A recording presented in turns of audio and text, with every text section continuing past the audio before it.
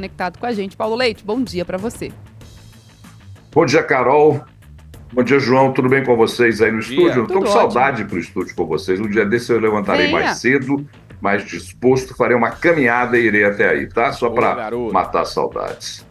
Saudade também, Paulão. Cobraremos essa promessa, viu, Paulo? Vamos falar sobre empréstimo consignado, fundo de CLT, carteira de profissional assinada.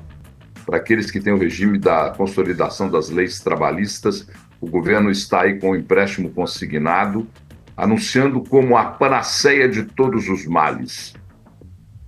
Primeiro, vamos fazer uma rápida análise econômica. Nós estamos vivendo uma inflação por custos e gastos e não por demanda. A inflação no Brasil atualmente não é por demanda. Inclusive, hoje, nós temos a demanda reprimida porque as pessoas não têm dinheiro para gastar. Mas a solução apresentada pelo governo não é surpreendente para ninguém, porque isso foi feito no primeiro, no segundo governo de Lula, no primeiro e na metade do segundo governo de Dilma. Essa solução de pegar e arrumar dinheiro para inflar crédito, ela parece que é o único caminho adotado quando você tem batendo a porta a inflação. E aí, o cidadão sentindo que ele já perdeu o seu poder de consumir. Aí injeta-se no cidadão o dinheiro para consumir. Das outras vezes que isso foi feito, nós sabemos o que aconteceu.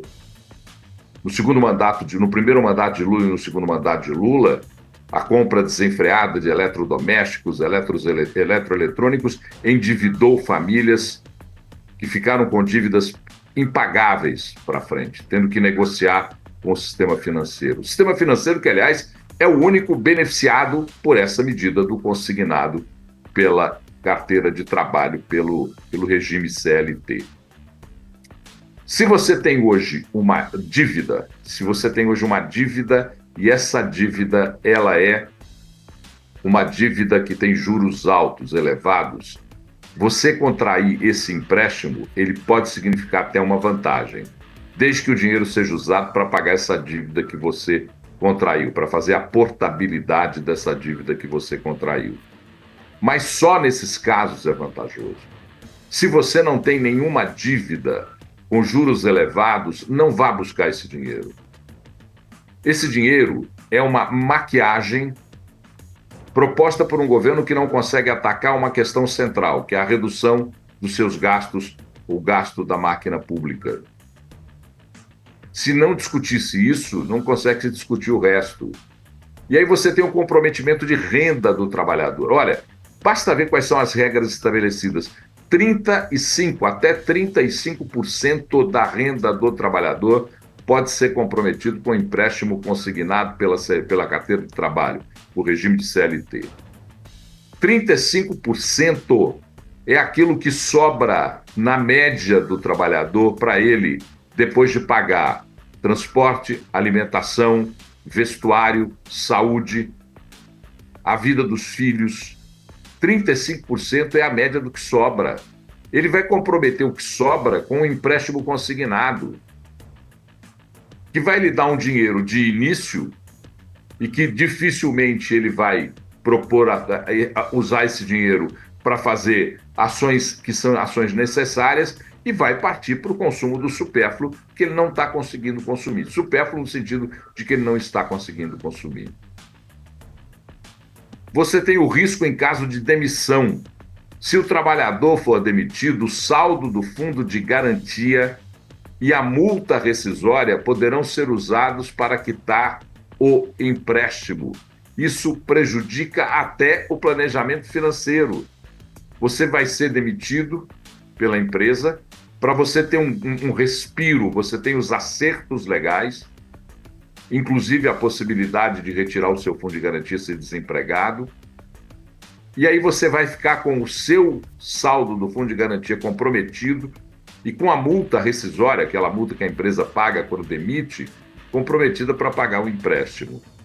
Você tem o endividamento familiar, e é sério o endividamento familiar.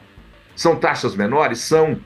Só que esse acesso facilitado de crédito, ele certamente, e a experiência já nos diz, vai elevar o endividamento das famílias brasileiras.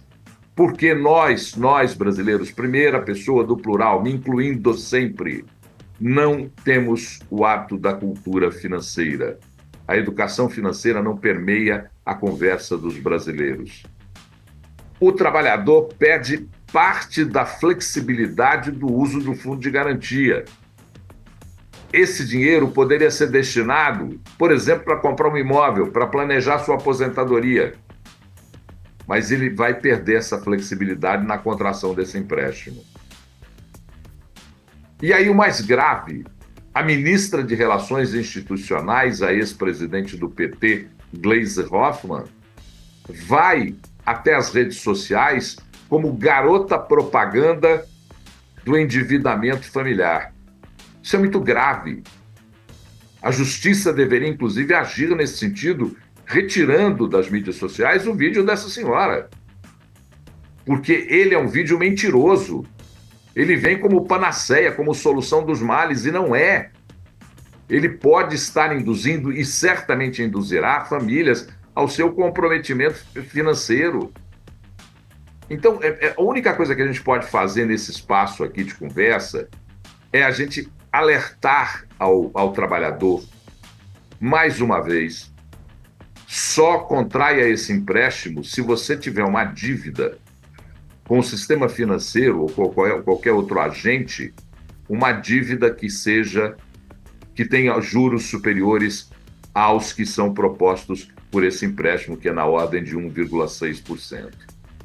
Se você tiver essas dívidas, você vai trocar uma dívida cara por uma dívida mais barata. Vai valer a pena, uma vez que você já está endividado, não vai alterar em nada o endividamento da sua vida, o endividamento da sua família.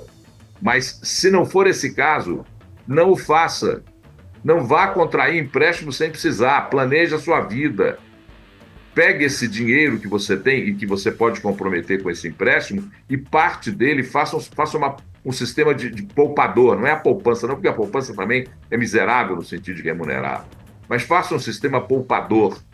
E hoje você tem em qualquer sistema, qualquer banco que você recebe o seu salário, você tem alguém que pode te orientar para você poder fazer um comprometimento um comprometimento da renda para a poupança, para investimento, que vai lhe permitir comprar o que você quer, sem precisar se endividar, sem precisar se entregar a uma mentira propagada pelo governo, que é o aumento do crédito, o inflar superficialmente o crédito, para poder despejar dinheiro no mercado, para poder aumentar o consumo, que lá na frente vai resultar em dois caminhos: a inflação e o endividamento familiar. Repito, só lucram dois setores: o governo federal, com o populismo, nem popularidade, com o populismo da sua medida, e os bancos, que vão lucrar com a possibilidade de usar o dinheiro do trabalhador, comprometendo o fundo de garantia, comprometendo multa rescisória, para poder emprestar dinheiro. São os dois únicos segmentos que vão lucrar. O resto, todos vão sair perdendo.